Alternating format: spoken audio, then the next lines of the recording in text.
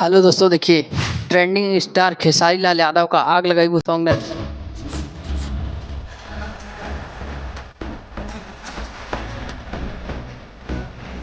मुझको आग लगा दिया भोजपुरी डिस्ट्रिक्ट में। इस सॉन्ग ने आते ही वो 1 लाख लाइक इस सॉन्ग पे मिल चुका है। सॉन्ग को 7 घंटा में 1 लाख लाइक मिल चुका। तो आप लोग सोचिए व्यू कितना हो गया।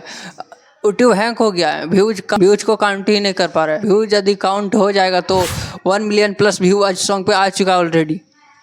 तो इस सॉन्ग हमको लगता है शाम तक 4-5 मिलियन प्लस व्यू इस सॉन्ग पे मिल जाएगा। आप लोग देखिएगा। और इस सॉन्ग का इवेंट भी है शाम को।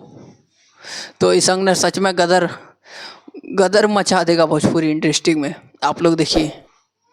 अभी तक अगर हमसे जुड़े नहीं है तो चैनल को सब्सक्राइब करके हमसे जुड़ जाइए। Thank you.